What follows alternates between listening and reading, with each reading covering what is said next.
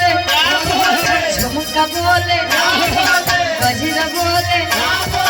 गजरा बोले ना बोले नहीं महाराज क्या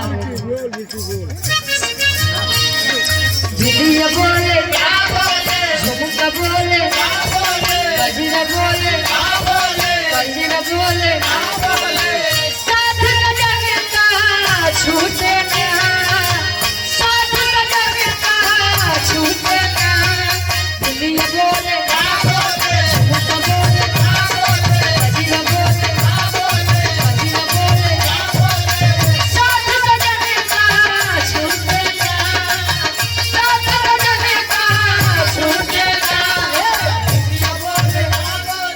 ये के भोजपुरी वाले दुनिया वाले तरी से बदल दे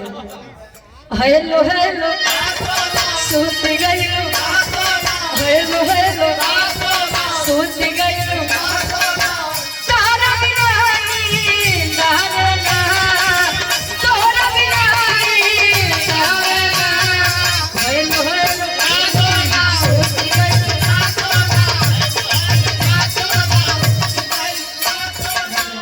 और हमारे हृदय के गार्जियन जी आप लक्ष्मण फौजी जी भूतपूर्व सेना थानापुर चंदौली से ये आए हुए हैं सम्मान के रूप में पुनः ये 200 रुपए दिए आशीर्वाद के साथ और पुनः इस भाव का सम्मान करते हुए आप प्रदीप इंजीनियर हेलो हेलो सूत गइलो हेलो हेलो सूत गइलो तोरा बिना नींद आवे ना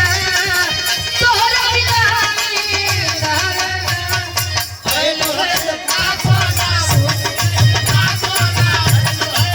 मनम मोहाई में लागे ना मनम मोहाई में लागे ना हेलो हेलो सूत गइलो